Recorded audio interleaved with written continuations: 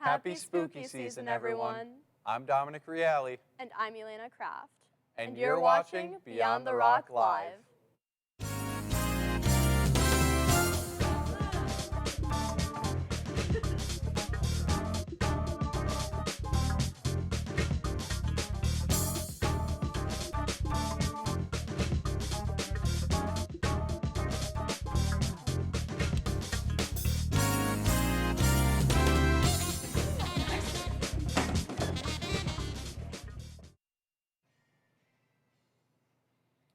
You never really realize how hard driving is until you're the one behind the wheel. Exactly. I remember my first time driving, I barely went over 20. I was so scared. Speaking of which, where did you learn how to drive? I learned from the best down at All Star Driving, where their motto is, driving is learning to protect yourself from other people's stupidity. That's a great motto. I use that every day in the high school parking lot. I use that motto in all aspects of my life. Nice. We sent a team down to All Star Driving and even got a chance to talk to the instructor, Mr. Cox. And let me tell you, this guy loves his job. When turning, which lane should we turn into? Everyone has to go through driver's education, and at Rockford, the well-known instructor, Mr. Cox, has made quite the impression on students. Now I have more room to navigate and make my left turn, don't I? Teaching driver's education is important, but by getting to know his students, he adds the element of fun. That's how I go down the White Pine Trail. He's been helping kids get on the road ever since he arrived. I started off, did my training, and then they sent me to Rockford. So I've been doing this for 2 years, 4 or 5 months. And you go, why? Thank you, Mr. Cox, you charismatic man, you.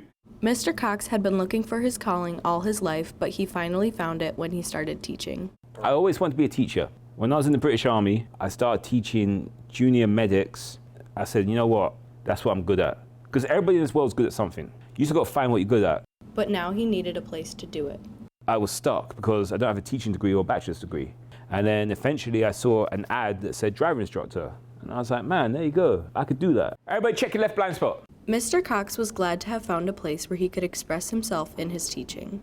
The favorite part about doing this job is I could be myself. Very few people are fortunate enough to find a job or career where they can walk in and have it feel like something that they enjoy doing and something they want to turn up and do. Mr. Cox has enjoyed teaching the younger generation and hopes to do so for many years to come. I never had a job I enjoyed until this one. This is the best job I ever had. This is Nessa with Beyond the Rock School News signing off. Yep, that brings back a lot of good memories of Mr. Cox's class.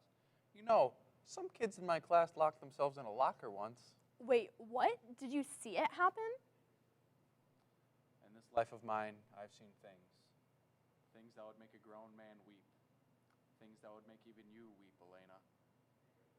Coming up after the break, we'll take a look at another event going on here at Rockford.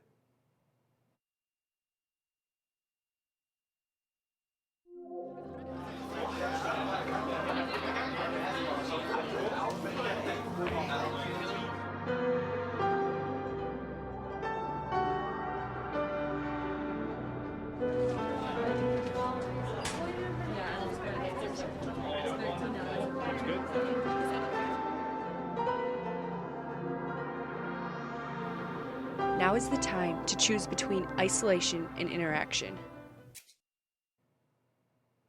We have many talented groups here at the high school. One of those groups is from our theater department, and each year they put on some incredible shows. Our BTR reporter, Moses Bosher, is here to tell us more. Hello everyone, I'm Moses Bosher. The Rockford Theater Group has brought us yet another amazing performance to the big stage. We got a chance to see what their process is like and what we can expect from this new show.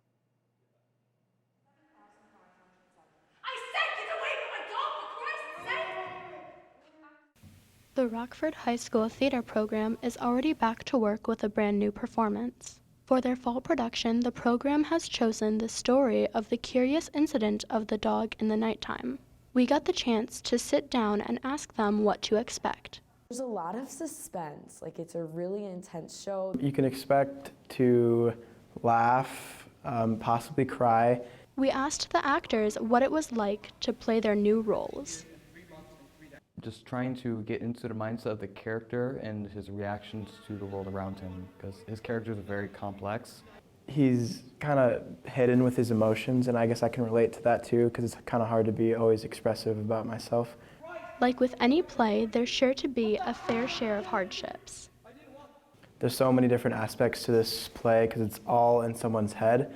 Everybody has their own individual sort of roles to not only understand and be able to recite from, but to, explore. With the show's date coming up fast, we asked just how well the play is piecing itself together. I think it's coming together great. Like everyone is just, where they're supposed to be. It's going together well. We're moving pretty fast compared to previous years. Make sure to keep an eye out for this new production. It's something you won't want to miss. Elena Kraft, BTR, signing off. Wow, that looks great. I can't wait to see their production. Hey Dominic, have you ever been in a play? As a matter of fact, I played Joseph number 3 in my camp's production of Joseph and the Technicolor Dreamcoat, a part that included being on stage for about 2 minutes before leaving.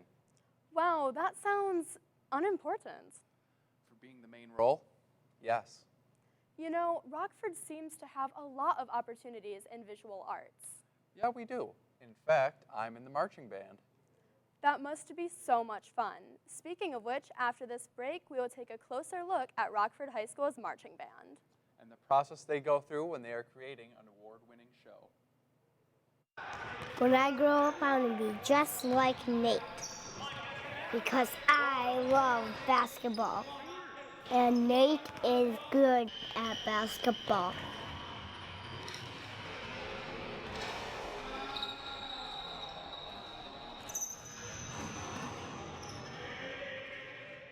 I'm so glad that I have a cool role model like him.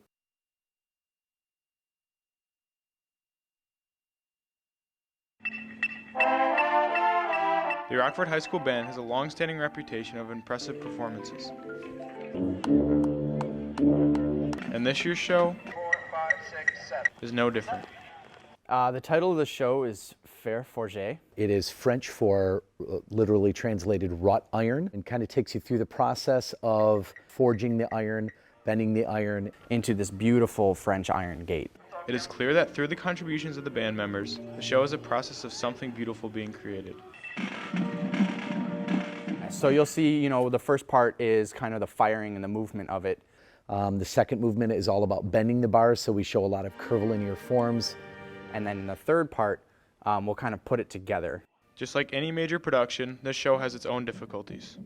Probably the biggest challenge in design would be getting the music to be as exciting as we want it to be or interesting enough. With this show in particular, it was a little hard to kind of get all the students energized about a fence.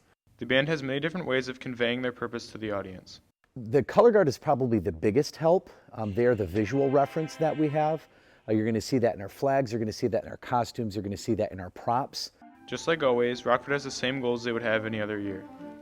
We just want to perform any show that we have to the best of our ability. I just want to see us do the best that we can. It looks like the band is going to have another great year. This is Brendan, Dominic, and Braden with Beyond the Rock, signing off. That looked great. I can't wait to see what the band does this year. Yeah, it's been a great experience being part of such a great team. Coming up next, you'll be able to get a chance to join us in the studio as we play a Halloween-themed edition of Geoparty. Being hosted by one of the most handsome TV talents I've seen in a while. You're talking about Jay that works computers, right? No, I was talking about me. I'm hosting. Oh, anyways, we'll be right back for our live segment after this break. What does Jay have that I don't?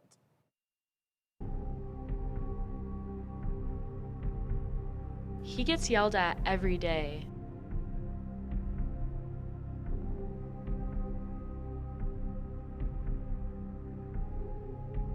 Is that kid getting beat up again?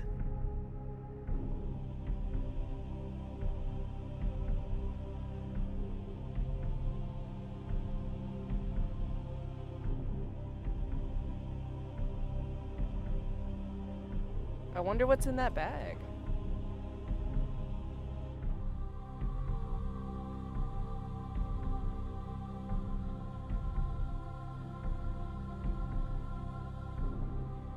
I can't take it anymore.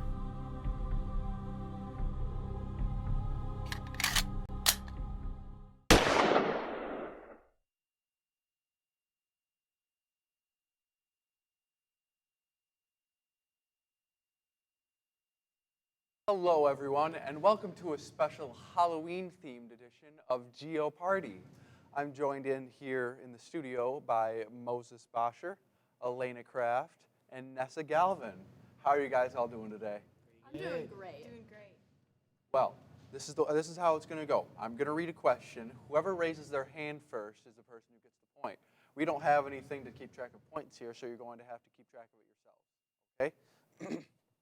Here is the first question. This is what Halloween translates to.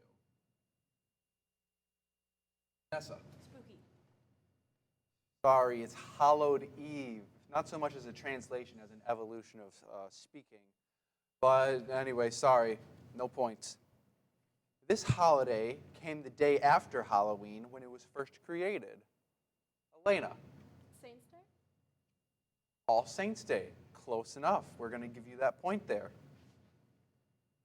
This vegetable was carved before the pumpkins ever became popular. Squash. Nessa. Turnip. I'm sorry. That's the incorrect answer. Squash. Not really at all. The killer wore a costume called Ghostface in this movie. Nessa. Scream. Scream. That is correct. 1 point for you. A killer in your dreams named Freddy Krueger. What movie is this? Moses Boscher. Nightmare on Elm Street. Correct. Now, let's just make a quick tally. How many points does everyone have? All tied up here. Ooh, things are getting spicy down here. What is the percentage of total candy sales that is brought for Halloween each year in the U.S.? Moses. 25%.